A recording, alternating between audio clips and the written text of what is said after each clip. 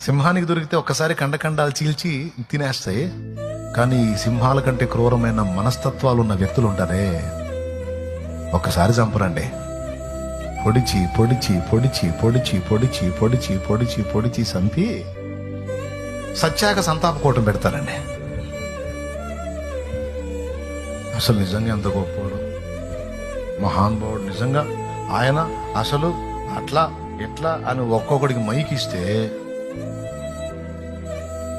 Mic నిండా ఊసి ఊసి ఊసి ఇంకొకటి తీసుకుంటే గబ్బు కొట్టాల మైకు. అంతసేటు పొగిడి పొగిడి పొగిడి పొగిడి ఒక్కొక్కడైతే ఏడ్చి కూడా మరి పొగుడుతూ ఉంటాడు. నిజంగా నిజంగా అంటాడు, వీడే ఎక్కువ గాయం చేసి ఉంటాడు.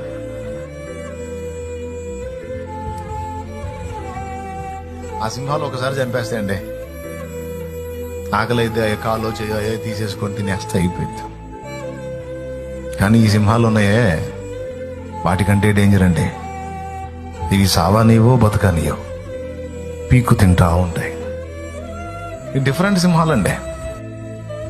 ఒక్కొక్కళ్ళకి ఒకళ్ళ రూపంలో ఉండొచ్చు, ఒకళ్ళకి ఇద్దరు రూపంలో ఉండొచ్చు, ఒకళ్ళకి నలుగురు రూపంలో ఉండొచ్చు, ఒకళ్ళకి 10 మంది రూపంలో ఉండొచ్చు. ఏమంటారు? పాయింటేనా కదా?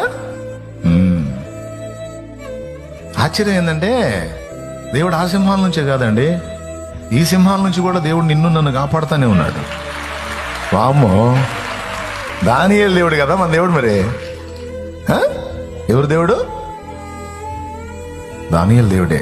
నీ దేవుడు నా దేవుడు. అమ్మో, లేకపోతే ఈ సింహాలు అసలు బతకనిచ్చే మనల్ని.